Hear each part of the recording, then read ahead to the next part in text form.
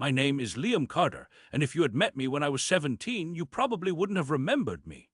I was just another face in the crowded hallways of Maple Creek High, a kid who did his homework, kept to himself, and lived for the final bell.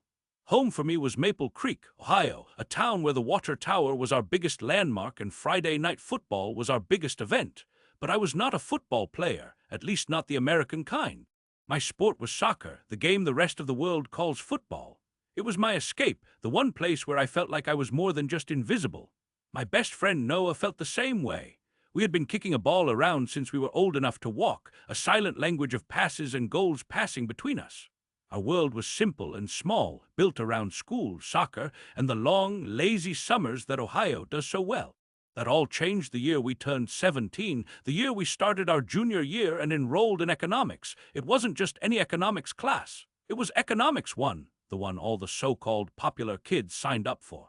We chose it because we thought it sounded interesting, a new challenge. We had no idea we were walking into a social minefield. The room buzzed with a kind of energy I was not used to. It was filled with the prettiest girls in our year, girls who seemed to float through the halls on a cloud of confidence and perfume. And with them came the guys who orbited them, a pack of self-proclaimed kings who ruled the school with arrogant smirks and loud laughter. Their leader was a guy named Braden. Braden was the kind of person who seemed perfectly sculpted for high school popularity. He had the right hair, the right clothes, and a smile that could be charming one second and cruel the next. He and his crew, a couple of guys named Kyle and Josh who acted as his loyal shadows, saw Noah and me and immediately sized us up. We were not part of their world. We were quiet. We were not on the varsity football team, and therefore we were targets.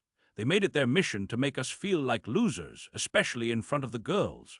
It started with small things. A forgotten name in class, a shoulder check in the hallway that was just a little too hard to be an accident, a snide comment about our clothes loud enough for everyone to hear. Each little jab was designed to chip away at us, to remind us of our place at the bottom of their self-made social ladder. Noah would get furious, his fists clenching at his sides, but I would always pull him back. "It's not worth it," I'd whisper. "They're not worth it." But deep down, their words stung. They made me feel small, and I hated them for it. The real problem started when the school announced the annual interclass soccer tournament. It was a huge deal, a chance for bragging rights for the rest of the year. When Braden announced he was putting together the team for Economics 1, a flicker of hope ignited in me. This was our chance. Noah and I were, without a doubt, the best soccer players in that classroom. We were not just good, we were skilled. We had spent thousands of hours practicing, our coordination was seamless. We knew we could make a real difference. At the informal tryouts on the field behind the school, we played our hearts out. We weaved through defenders, we set each other up for perfect shots, we scored goal after goal. We were in our element, and for a moment I forgot about the social hierarchy. All that mattered was the ball and the net. But Braden was watching, and he was not impressed. In fact, he looked annoyed. He saw our skill not as an asset to the team, but as a threat to his authority. When he posted the team list on the classroom door the next day, our names were nowhere on it. He had picked his friends, guys who were popular but clumsy on the field, guys who could barely string two passes together. He had deliberately left us out. It was a public declaration. We were not welcome. We were not good enough for his team, for his world.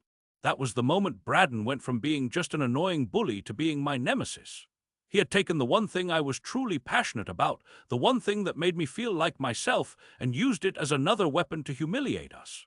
I looked at that list, and a cold, quiet anger began to build inside me, an anger that was far deeper and more dangerous than Noah's hot-headed frustration. The problem was not just that we could not play. The problem was that Braden was trying to erase us, and I was not going to let that happen. The rejection from the Economics 1 team felt like a door slamming shut in our faces. For a few days, Noah and I were adrift in a sea of frustration.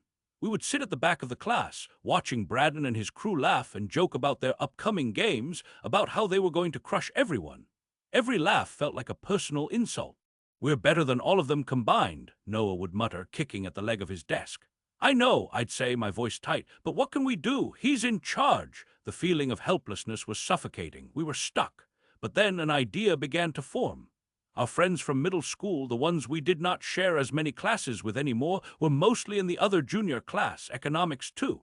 We knew they were also putting a team together for the tournament, and we had heard they were struggling to find enough players. It was a long shot, but it was our only shot. We found our friend Mark after school. "We need a team," I said, getting straight to the point. "We heard you guys are short on players." Mark looked at us, then at his friend David. A slow grin spread across his face. Are you kidding? We'd be lucky to have you. We were about to forfeit the whole thing. Our team is basically me, David, and a bunch of guys who think a corner kick is a type of dessert. And just like that, we had a team. We were officially on the roster for the Economics 2 squad, a ragtag group of misfits and nerds who were just happy to have enough people to play. We were the underdogs in every sense of the word, but we were a team. We had a chance to fight back. The news that we had joined the rival team spread through the school like wildfire. Braden found it hilarious. He cornered us by our lockers the next day. Heard you losers found a new home with the other rejects, he sneered, his cronies Kyle and Josh flanking him. That's cute, the Economics 2 accountants. You guys gonna calculate your loss margin after we're done with you? He and his friends roared with laughter. The name stuck. We were the accountants. They called themselves the Titans. The battle lines were drawn, but Braden was not content with just trash talk. He wanted to turn our eventual defeat into a public spectacle. He decided to make the first game between our two teams into a massive event. He started a betting pool, taking money from students who wanted to wager on how badly the Titans would beat us. He printed up bright, obnoxious flyers that read, "Titans versus Accountants, the Great Humiliation," and plastered them all over the school cafeteria and hallways. He went around to every girl in our economics class, especially Jessica, the girl he was always trying to impress, and personally invited them to come watch the slaughter. "You won't want to miss this," he'd say with a wink. "You'll get to see us put Carter and his little friend in their place once and for all." He even had the nerve to invite some of the younger, cooler teachers, framing it as a fun school spirit event. The hype grew to a fever pitch. The entire school was talking about it. No one was talking about who would win. They were only talking about how many goals the Titans would score against us. The pressure was immense. It was no longer just a soccer game. It had become a trial by fire, and we were the ones set to be burned. We tried to ignore it. We practiced every day after school, running drills until our legs ached. Our new teammates were not naturals, but they had heart. We taught them basic positioning, how to pass, how to defend. Slowly, we started to look less like a random group of guys and more like a cohesive unit. But every day at school was a fresh wave of psychological warfare. We would walk into class and someone would shout, "Hey, accountants, did you bring your calculators?" We would eat lunch, and kids at other tables would point and whisper. The weight of the school's expectations, their expectation of our failure, was crushing. The night before the game was the lowest point for me. I was sitting in my room, staring at my cleats, and I felt a knot of dread in my stomach. What if they were right? What if Braden was right? We were just two good players on a team of beginners. They had a full roster of decent, athletic guys who had been playing together for weeks. Maybe we were just setting ourselves up for the biggest embarrassment of our lives. I called Noah. "I don't know if I can do this," I confessed, my voice barely a whisper. "Everyone is going to be there. Jessica, the teachers, everyone. They're all coming to see us get destroyed." There was a long silence on the other end of the line. Then Noah's voice came through, firmer than I had ever heard it. "Let them come," he said. "Let them all come and watch. We can't back down now, Liam. If we don't show up, they win before the game even starts. We have to go out there. Win or lose, we have to face them." He was right. Hiding was not an option. All our anger, all our frustration, all the daily humiliations had led to this moment. We had to see it through.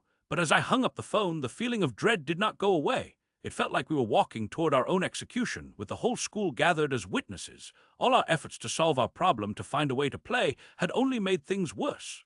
We had gone from being ignored to being the main event in a circus of our own humiliation. All that was left was to play the game. The day of the game arrived with a cold, gray sky that perfectly matched my mood. As we walked toward the soccer field, the scale of what Braden had done became terrifyingly clear. It seemed like half the school was there. The makeshift bleachers were packed, and students were standing 3 deep along the sidelines. I saw clusters of girls from our class, Jessica among them, laughing and pointing. I saw Mr. Henderson, our history teacher, talking with the gym coach. It was exactly as Braden had planned, a massive audience for our downfall. The Titans, in their crisp new jerseys, were warming up with an air of supreme confidence. They were juggling the ball, taking flashy shots on their goal, playing to the crowd. Braden, their captain, stood in the center of the field, soaking it all in like a Roman emperor before a gladiator match. Our team, the accountants, huddled together on the opposite side. We were a sorry sight in our mismatched t-shirts and shorts. Mark looked like he was about to be sick. David was nervously retying his shoes for the 10th time. I looked at Noah, and he gave me a grim, determined nod. This was it. The whistle blew, and the game began. It started just as everyone predicted. The Titans came at us with everything they had. Within the first 2 minutes, Kyle, their speedy forward, blew past our nervous defender and slammed the ball into the back of our net. The crowd erupted. Braden ran over to Kyle, jumped on his back in celebration, and shot a triumphant, mocking look directly at me. It was 1-0. The humiliation had begun on schedule. For the next 10 minutes it was a siege. The ball was permanently in our half of the field. Our goalkeeper, a lanky kid named Sam who had only volunteered because no one else would, was making desperate saves one after another. We could barely get a touch on the ball. Braden was everywhere, directing his team, barking orders, taking shots. He was trying to run up the score to make it as painful as possible. I could hear the taunts from the sideline, the laughter getting louder. It felt like we were drowning. And then something shifted. During a frantic scramble in front of our goal, the ball deflected off one of our players and trickled out toward the halfway line. It was a lucky break, nothing more, but I saw it. I sprinted for it, my legs pumping harder than ever before. I got to the ball just a split second before a Titans defender. I did not have time to think. I just acted. I pushed the ball past him and saw Noah making a run down the opposite flank. It was a move we had practiced 1,000 times in empty parks and deserted fields. I launched a long, curling pass into the space ahead of him. It was a perfect pass. Noah took it in stride without breaking his run. The Titans' defense was caught off guard. They had all pushed forward to attack. It was just Noah against their goalkeeper. The crowd went quiet, a collective gasp rippling through the air. Noah drew the keeper out, and then with a calm, simple tap, he rolled the ball into the empty net. Silence. For a full 3 seconds, there was absolute silence. Then a small section of the crowd, the few friends we had from the Economics 2 class, let out a cheer. The score was tied 1-1. Braden was furious. He screamed at his defenders, his face turning a blotchy red. The look of calm superiority was gone, replaced by a flash of disbelief. That one goal changed everything. It was like a crack in their armor. They were not invincible, and we were not helpless. That realization surged through our team like an electric current. Suddenly, our defenders were tackling with more confidence. Our midfielders were fighting for every loose ball, and Noah and I, we went to work. We started playing our game, the game we knew. We passed, we moved, we communicated without words. 10 minutes after our first goal, I got the ball near the center line, dodged 2 lunging tackles from Braden's midfielders, and saw an opening. I took a shot from 30 yards out. It was audacious, maybe even foolish, but it flew like an arrow, swerving at the last second and rocketing into the top corner of the net. 2-1. The crowd's murmur grew louder. This was not part of the script. Now it was our turn to be relentless. Noah scored again on a brilliant header from a corner kick delivered by Mark, who looked as surprised as anyone. 3-1. I scored again after weaving through 3 defenders who were now looking at each other in confusion. 4-1. Goals started coming from everywhere. David, our quietest player, found himself with the ball at his feet in front of the goal and kicked it in out of sheer panic. 5-1.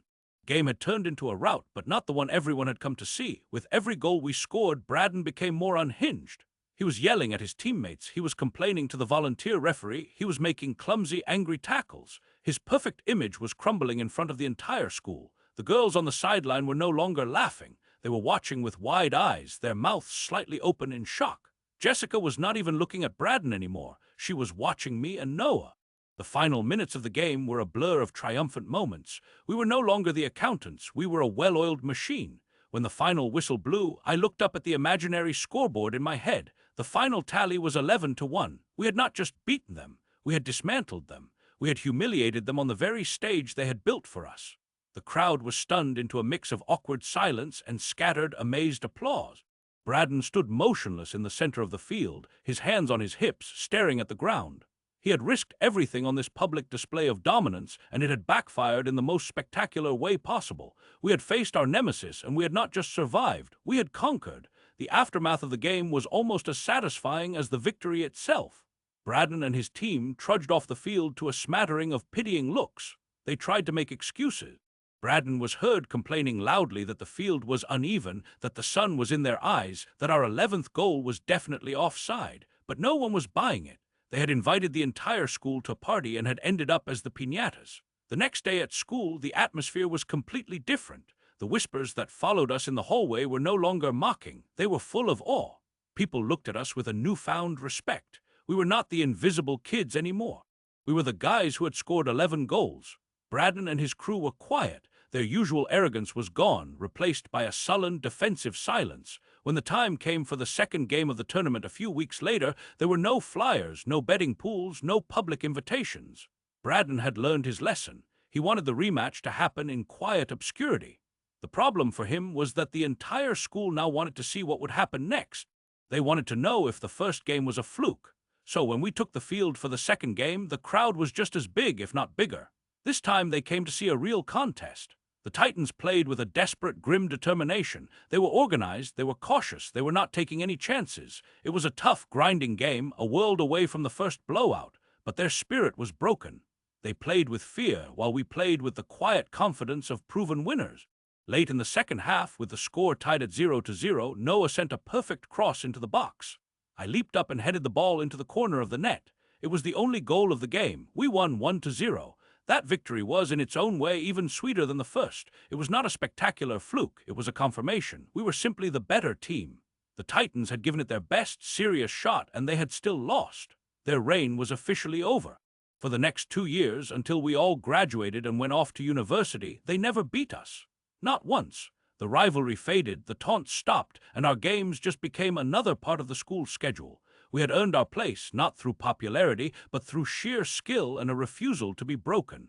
Braden never really recovered his former status. People no longer saw him as the untouchable king of the school. They saw him as the guy who got crushed 11-1 after talking a big game. He became just another student. His power diminished. I never spoke to Jessica about it, but one day in the hall, she caught my eye and gave me a small, almost imperceptible nod. It was not an apology, but it was an acknowledgement. That was enough. Looking back on it now, almost 20 years later, the intense emotions of that time have faded. I do not feel anger toward Braden anymore. I mostly feel a kind of pity for the 17-year-old kid who needed to tear others down to feel big. The revenge we got was not just about winning a soccer game. It was about discovering a strength in ourselves we did not know we had. We learned that the opinions of people like Braden do not define you. Your actions do. The ultimate victory was not the scoreboard. It was the quiet confidence we carried with us long after the cheering stopped. We had been pushed to our lowest point, and instead of breaking, we had soared. And sometimes the sweetest karma is not watching your bullies fail, but showing them and the whole world just how high you can fly.